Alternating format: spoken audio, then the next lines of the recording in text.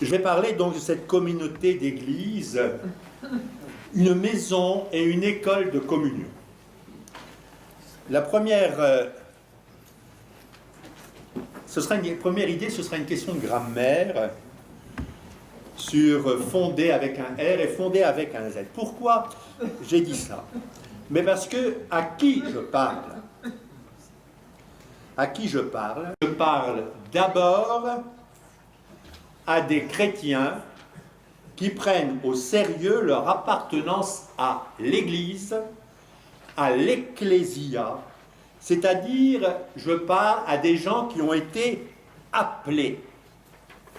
Appelés, l'Église, c'est l'assemblée de ceux qui sont appelés. Ecclésia, ekkaleo, c'est un terme grec d'origine militaire pour appeler au rassemblement sur la place du camp. Alors pensez-y plutôt quand vous entendez les cloches de l'église, ce n'est pas simplement pour vous dire « attention, il faut se dépêcher, on va être en retard », mais bien pour vous faire penser à ce grand mystère de l'appel du Seigneur. Voilà, vous avez pour chef le Christ, vous êtes établis dans la dignité et la liberté des fils de Dieu, et vous avez à aimer comme le Christ lui-même nous a aimés, et j'ajouterai, vous avez à aimer pour faire aimer le Christ. C'est pourquoi j'ai changé légèrement le sujet qui m'a été proposé. Non pas fonder la communauté sur le Christ avec fonder à l'infinitif, mais fonder avec un Z à l'impératif. Ce n'est pas une option parmi d'autres. Ce n'est pas fonder la communauté sur le Christ, ce n'est pas un sujet d'étude qui ne nous engagerait pas. Ce n'est pas une réponse de catéchisme qu'on peut réciter, vous le savez bien, sans y croire. Mais c'est un ordre, fonder, EZ, fonder la communauté sur le Christ, si du moins nous prenons au sérieux notre appartenance à l'Église. C'est la réponse à cet appel du Seigneur. Ce qui fait que c'est moins une conférence qu'une exhortation, comme pasteur, que je voudrais vous faire. Cette communauté de ceux qui sont appelés, vous la déclinez de bien des manières. Pour une grande majorité d'entre vous, il faut y penser, c'est d'abord la communauté conjugale, sanctifiée par le sacrement de mariage. Pour quelques-uns dont je suis, ou quelques-unes, j'en vois là, ça peut être la communauté religieuse. Mais pour tous, pour chacun d'entre nous, eh bien, c'est la communauté de notre Église diocésaine, rassemblés autour de son évêque. Déjà tout au début de l'Église, saint Ignace d'Antioche disait « Là où est l'évêque, là est l'Église ». Cette Église diocésaine, nous en vivons à travers les communautés paroissiales qui ont bien des visages à travers notre diocèse.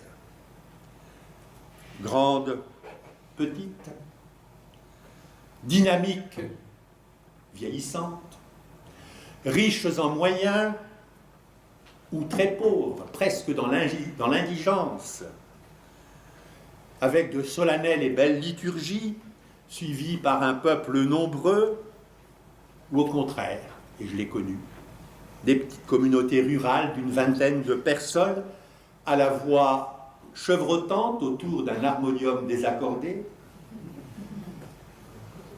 Mais d'abord, quelle que soit leur situation, elles ont à être des communautés, c'est-à-dire des lieux où se vit la communion, ce mystère de communion. Communauté, communion, amour. Des lieux où des disciples ont vraiment entendu ceci et y ont répondu « C'est en ceci que tous connaîtront que vous êtes mes disciples, si vous avez de l'amour les uns pour les autres. » Jean 13, 35. Et pourquoi? Parce qu'ils disent ensemble, notre Père. On ne dit pas « mon Père qui est aux cieux ». Et en s'adressant ainsi à Dieu, Père de Jésus-Christ, ils reconnaissent que ceux qui prient avec eux un même Père sont du même coup leurs frères et leurs sœurs. Et c'est bien la prière qui, en creusant notre relation au Père de Jésus, le Christ, qui nous apprend à recevoir et à accueillir nos frères et sœurs comme un don du Père, comme un cadeau du Père, comme une grâce du Père. Alors il s'agit de faire de l'Église la maison et l'école de la communion.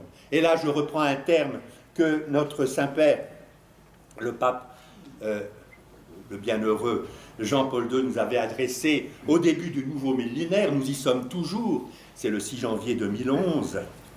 Il dit ceci: « Si nous avons vraiment contemplé le visage du Christ, chers frères et sœurs, nos programmes pastoraux, on y est, ne pourront pas ne pas s'inspirer du commandement nouveau qu'il nous a donné. Comme je vous ai aimé, vous aussi, aimez-vous les uns les autres. » C'est l'autre grand domaine pour lequel il faudra manifester et programmer un engagement résolu au niveau de l'Église universelle et des églises particulières, la nôtre, celle qui est à Balieu et Lisieux, celui de la communion. Et il cite le mot grec, koinonia, qui incarne et qui manifeste l'essence même du mystère de l'Église. C'est en réalisant cette communion d'amour que l'Église se manifeste comme sacrement, c'est-à-dire comme le signe et l'instrument de l'union intime avec Dieu et de l'unité de tout le genre humain. Le pape poursuit: les paroles du Seigneur à ce sujet sont trop précises pour que l'on puisse en réduire la portée. Beaucoup de choses, même dans le nouveau siècle, seront nécessaires pour le cheminement historique de l'Église. Mais si la charité, l'agapé, la koinonia, fait défaut, tout sera inutile. La charité est vraiment le cœur de l'Église, comme l'avait bien pressenti sainte Thérèse de Lisieux, que j'ai voulu proclamer docteur de l'Église, et plusieurs parmi vous y étaient à ce moment-là, justement comme experte en scientia amoris, en science de l'amour. Je compris que l'Église avait un cœur et que ce cœur était brûlant d'amour. Je compris que l'amour seul faisait agir les membres de l'Église. Je compris que l'amour renfermait toutes les vocations, que l'amour était tout. C'est notre petite Thérèse à Lisieux qui disait cela, et nous avons vraiment à nous l'approprier. Et poursuit le pape, et ça, retenons-le bien, faire de l'Église la maison et l'école de la communion. Tel est le grand défi qui se présente à nous dans le millénaire qui commence, si nous voulons être fidèles au dessein de Dieu et répondre aussi aux attentes profondes du monde. Qu'est-ce que cela signifie concrètement? Ici, aussi le discours pourrait se faire immédiatement opérationnel, mais ce serait une erreur de s'en tenir à une telle attitude. Avant de programmer des initiatives concrètes, il faut promouvoir une spiritualité de la communion, en la faisant ressortir comme principe éducatif partout où sont formés l'homme et le chrétien, où sont éduqués les ministres de l'autel, les personnes consacrées, les agents pastoraux, où se construisent les familles et les communautés. Voilà ce que nous disait le bienheureux Jean-Paul II. Et au IIe siècle, Tertullien relève ce que les païens disaient en voyant vivre les chrétiens. Et si on pouvait dire ça de nous, franchement, voyez comme ils s'aiment, voyez comme ils s'aiment. C'est ce que les païens disaient. Est-ce que les païens d'aujourd'hui, si nombreux autour de nous, peuvent dire cela en parlant de nos communautés chrétiennes? Ben, pas toujours. Pas toujours. Comme dans les communautés religieuses. La mienne, par exemple. Au début de l'année, à Saint-Jacques, il y a eu un rassemblement fort sympathique, grande communion, des prêtres en activité autour de notre évêque, Et à un moment, je ne sais plus pourquoi, comment c'est arrivé, mais nous en sommes venus à parler de la vie communautaire, et notre évêque s'est adressé à moi comme ça. On peut demander à frère Joël, comme à un spécialiste de la vie communautaire. Paf! Et alors, la réponse qui m'est venue, c'est une citation biblique du prophète Isaïe. Isaïe 11,6. Le loup habitera avec l'agneau. Voilà ce que c'est que la vie communautaire. Dans ma communauté, il y a des loups et il y a des agneaux. Et ça vit ensemble, sans trop se bouffer d'ailleurs, depuis 8 siècles. On vient dans la communauté pour chercher Dieu et on trouve des frères différents de soi, que l'on a de la peine à comprendre, avec qui il est éprouvant de vivre. Relisez l'autobiographie de Sainte Thérèse pour comprendre que je ne raconte pas d'histoire. Les petits coups d'aiguille dont elle parle, c'est ça, aussi bien dans les équipes pastorales que dans les communautés religieuses. Notre abbé Gildas, ancien l'abbé Gildas, disait souvent, en soupirant devant la statue de la Sainte Vierge, la communauté, c'est de l'ordre de l'humainement impossible. Et je crois qu'on peut en dire autant de toutes nos communautés. On peut en dire autant de nos communautés paroissiales, de nos équipes pastorales. On n'est pas là d'abord pour être bien ensemble, avec des compagnons et des compagnes choisis, avec des clones de soi-même. Ça, ce sont les sectes. Le loup habitera avec l'agneau, parce qu'en Jésus-Christ, les temps nouveaux du nouveau peuple de Dieu sont advenus. Et parce que justement, c'est lui, Jésus-Christ, qui nous donne la grâce d'être ensemble au-delà de l'aspect superficiel du bien-être ensemble. Ah, c'est mieux quand on s'entend bien, ça c'est sûr, je peux vous le dire. Pour bâtir une véritable communion, une véritable communauté fondée sur le Christ. Alors, c'est vraiment cela qu'il faut demander. Il faut demander l'impossible.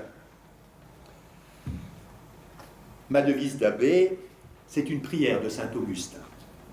C'est ceci, donne ce que tu ordonnes et ordonne ce que tu veux. Alors en latin, ça fait très bien parce que c'est court, da quod iubes et iube quod vis. Donne ce que tu ordonnes et ordonne ce que tu veux. Ce qui veut dire, seule la grâce, le don de Dieu, ouvre des chemins dans l'impossible. Et la grâce, elle se demande avec des mots, elle se demande aussi avec des actes. Alors c'est ça qu'il faut traduire, ce beau rêve, cet impossible dans la réalité, et c'est pour cela qu'il faut écouter, réécouter, relire et méditer le texte qui est notre fil rouge de Romains 12, 1, 18. Je voudrais faire comme saint Augustin. Saint Augustin, quand le diacre ou le lecteur avait lu un texte et que saint Augustin flippait devant le texte, il se précipitait à l'embon, il reprenait le livre et il disait « Je vais relire avec vous, je vais relire pour vous », tellement il était enthousiasmé. Eh bien oui, je vous exhorte donc, frères, au nom de la miséricorde de Dieu, à vous offrir vous-même en sacrifice vivant, saint et agréable à Dieu. Ce sera là votre culte spirituel. Ne vous conformez pas au monde présent, mais soyez transformés par le renouvellement de votre intelligence pour discerner quelle est la volonté de Dieu, ce qui est bien, ce qui est agréable, ce qui est parfait. Au nom de la grâce, c'est Paul qui parle, qui m'a été donnée, et je me mets du côté de Paul pour le coup, je dis à chacun d'entre vous, n'ayez pas de prétention au-delà de ce qui est raisonnable. Soyez assez raisonnable pour n'être pas prétentieux, chacun selon la mesure de foi que Dieu lui a donnée en partage. En effet, comme nous avons plusieurs membres en un seul corps et que ces membres n'ont pas tous la même fonction, ainsi à plusieurs, nous sommes un seul corps en Christ, étant tous membres les uns des autres, chacun pour sa part. Et nous avons des dons qui diffèrent selon la grâce qui nous a été accordée. Est-ce le don de prophétie? Qu'on l'exerce en accord avec la foi. L'un a-t-il le don du service? Qu'il serve. L'autre celui d'enseigner, et bien qu'il enseigne. Tel autre celui d'exhorter, qu'il exhorte. Que celui qui donne le fasse sans calcul. Celui qui préside avec zèle. Celui qui exerce la miséricorde avec joie. Que l'amour soit sincère. Fuyez le mal avec horreur. Attachez-vous au bien. Que l'amour fraternel vous lie d'une mutuelle affection. Rivalisez, il faudrait mettre un stabilo, d'estime réciproque, d'un zèle sans nonchalance, d'un esprit fervent. Servez le Seigneur, soyez joyeux dans l'espérance, patient dans la détresse, persévérant dans la prière, soyez solidaires des saints dans le besoin, exercez l'hospitalité avec empressement, bénissez ceux qui vous persécutent, bénissez et ne maudissez pas, réjouissez-vous avec ceux qui sont dans la joie, pleurez avec ceux qui pleurent, soyez bien d'accord entre vous, n'ayez pas le goût des grandeurs, mais laissez-vous attirer par ce qui est humble. Ne vous prenez pas pour des sages, ne rendez à personne le mal pour le mal, ayez à cœur de faire le bien devant tous les hommes. S'il est possible, pour autant que cela dépend de vous, vivez en paix avec tous les hommes. Magnifique texte. Bien sûr, il faut le replacer dans son contexte. À la fin du chapitre 11, une contemplation de la grandeur merveilleuse de Dieu, faisait la conclusion. Il disait, Saint Paul s'exclamait, j'allais dire vraiment avec des larmes de reconnaissance, comme on peut être ému, comme on dit jusqu'aux larmes, que la richesse de Dieu est immense, que la beauté de Dieu est immense. Tout vient de lui, tout existe par lui et pour lui. Et alors, ce verset, premier verset du chapitre 12, ça ouvre la deuxième partie de la lettre, qui est une partie plus pastorale, mais tellement liée avec la première partie de la lettre qui est plus doctrinale et plus difficile, et aux interprétations souvent sujettes à controverse, qu'on peut dire vraiment que cette lettre, cette épître aux Romains forme un tout. Paul ne dit pas, maintenant passons aux choses pratiques. Non, interpellé viscéralement par le salut des Juifs et des non-Juifs, il a, durant ces 11 chapitres, dessiné le plan de Dieu à travers l'histoire. C'est un plan de miséricorde, un plan de compassion, un plan de salut pour tout homme, pour tous les hommes. Et il ne lasse pas de cette conviction. Il enchaîne, il faut vivre selon les desseins de Dieu, selon la volonté de Dieu. Et cette volonté de Dieu est d'abord et uniquement manifestation de tendresse, de miséricorde pour tous. Et il va souligner dans ce chapitre 12 cette vie nouvelle reçue de Dieu qui doit se manifester dans toutes les relations, dans tous les niveaux de relation du croyant. D'abord, au premier niveau de relation avec Dieu le Seigneur, c'est les versets 1 et 2. Puis, à un second niveau, avec les frères. Puis, au chapitre suivant, il va aborder un troisième niveau, celui des relations avec les autorités publiques. On n'en parle pas. Nous offrir nous-mêmes, je vous exhorte, mes frères, par la tendresse de Dieu, à lui offrir votre personne et votre vie en sacrifice saint. On le redit à l'office, pour ceux qui disent l'office, chaque fois qu'on célèbre un saint, ce petit texte-là de l'Épître aux Romains. C'est tout l'espace de nos vies, qu'ouvre immédiatement saint Paul. Nos vies doivent être entièrement une offrande d'amour en réponse à l'amour. Tout offrir en sacrifice saint. Alors bien sûr, sacrifice, c'est pas médiatiquement, c'est pas politiquement correct. Ça fait peur dans notre société fondée sur la jouissance. Cela évoque des cultes religieux barbares, des animaux, des choses qui sont offertes à la divinité. Qu'est-ce que ça veut dire, sacrifice? Ça veut dire l'offrande d'amour de nos cœurs. Mais le problème, c'est de mettre une distance entre notre offrande qu'on apporte au Seigneur et notre vie. Il y a toujours un risque, il y a toujours un danger pour le culte, qu'il devienne seulement extérieur et partiel, sans qu'on s'implique. Ce peuple m'honore des lèvres, disait le prophète, mais son cœur est loin de moi. Je vous exhorte, mes frères, à offrir votre personne et votre vie en sacrifice saint. Il s'agit de mettre notre vie, toute notre vie, au diapason de la volonté de Dieu. Diapason, c'est-à-dire de sonner juste avec ce que Dieu nous demande, de ne pas faire des fausses notes. Bon, il y en a toujours. Hein. Bon. C'est vrai qu'on risque toujours de fractionner nos existences avec des moments pour Dieu, des espaces de la journée ou de la semaine, d'en être quitte avec lui, parce qu'on a payé le SMS, le salaire minimum spirituel. Et voilà. Hein? On est tranquille, j'ai fait tout. Comme savez bien des gens qui viennent vous disent, j'ai tout eu. Voilà, j'ai fait ma communion et après je m'en fous. La communauté chrétienne, je m'en fous, mais j'ai tout eu, j'ai tous les tampons qu'il faut. Et des fois, pour nous, on est un peu comme ça. Alors pour Paul, l'espace de Dieu, c'est tout.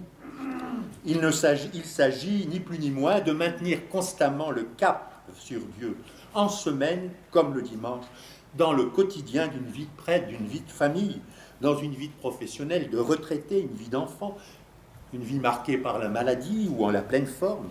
Maintenir constamment le cap sur Dieu. Depuis Jésus, il n'y a plus de profane ni de sacré. Tout est appelé à être sacrifié, ça veut dire à être rendu sacré. Voilà. Offert à Dieu, vécu avec lui et pour lui, et à ce titre-là, une vaisselle peut être un vrai sacrifice et un rapport très fort avec le saint sacrifice de la messe. Je vous exhorte, mes frères, par la tendresse de Dieu, à lui offrir votre personne et votre vie en sacrifice saint, capable de plaire à Dieu. Ça, c'est pas facile, c'est vrai. Il faut sortir des divisions entre la liturgie et le culte et la vie quotidienne, comme entre l'action et la contemplation. Alors c'est vrai que ces divisions ont du vrai, mais on oublie sans cesse ce courant unificateur qui devrait tout irriguer, cette espèce de liturgie intérieure capable de nous faire tout vivre, tout en présence de Dieu. À une pieuse femme qui lui cassait les pieds, Proba, qui demandait à saint Augustin de lui expliquer comment prier sans cesse, et qui comprenait que c'était difficile d'aller toujours 24 heures sur 24 à genoux à l'église. Hein. À l'époque, on n'était pas à genoux, remarquez. Hein. Et Augustin répond, c'est la continuité du désir qui fait que nous prions toujours. Si nous sommes tendus vers, si nous désirons, alors nous prions toujours. Et saint Paul, lui, il n'écrit pas pour des moines, il n'écrit pas pour des moniales, il écrit pour tout le monde. Il écrit aux Romains, des gens ordinaires, menant une vie ordinaire comme nous. Et à tous, il affirme, votre culte, c'est votre vie. Votre culte, c'est votre vie. Bien sûr que chaque vie doit comporter des moments spécialement liturgiques. Et ici, il y a des membres des équipes liturgiques, le dimanche et chaque jour.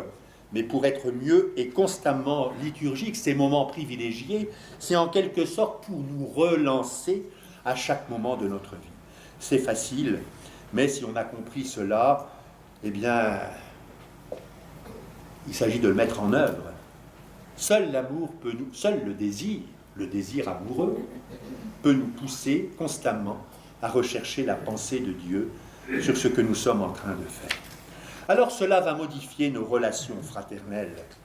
Et dans les versets suivants, Paul montre comment cela déteint sur nos relations avec nos frères, c'est-à-dire comment se révèle l'œuvre de la grâce dans nos vies par cette célébration du 8e sacrement. Le 8e sacrement, celui du frère, comme Jésus nous en a donné l'ordre un certain jeudi saint, quand il a lavé lui-même les pieds de ses disciples. C'est ce que suggère l'illustration du livret des rencontres bibliques de cette année. Je vous donne un commandement nouveau. Aimez-vous les uns les autres. Comme je vous ai aimé, vous devez vous aussi vous aimer les uns les autres. Si vous avez de l'amour les uns pour les autres, tous reconnaîtront que vous êtes mes disciples. Jean 13, 34, 35. L'amour, c'est notre mot d'ordre dans nos relations fraternelles. Alors concrètement, comment pouvons-nous le vivre? Et ici, Paul nous donne des tas de pistes qui sont à méditer j'allais dire, à méditer dans les situations concrètes de chacune de nos vies. En tout cas, il y a un principe de base, c'est l'humilité. Qu'est-ce que c'est que l'humilité? La juste appréciation de soi. C'est à la fois le contraire de l'orgueil, l'élévation de soi, mais aussi de la dépréciation de soi. Ah, mon père, j'en serais pas capable. Combien de fois on a entendu ça? L'humble peut être ce qu'il est, non à cause de sa propre valeur, mais parce qu'il sait que c'est de Dieu qu'il a reçu la place et les dons par lesquels il vit et fait ce qu'il fait. L'humilité, ça ne conduit jamais au refus des responsabilités, mais ça nous enseigne plutôt dans ce cadre de ne pas aller au-delà du rôle que Dieu nous a confié. L'homme humble n'a jamais l'ambition d'être le premier ou le plus important d'un groupe.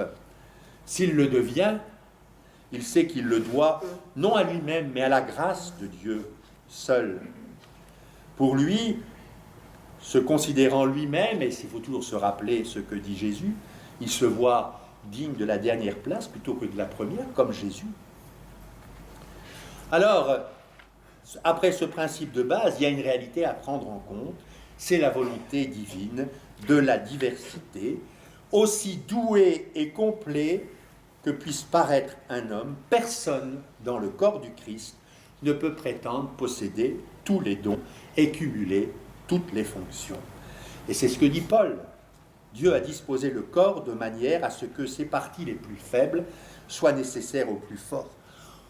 On doit donc accepter la diversité qui est faite à la fois de complémentarité, tous n'ont pas la même fonction, et de dépendance.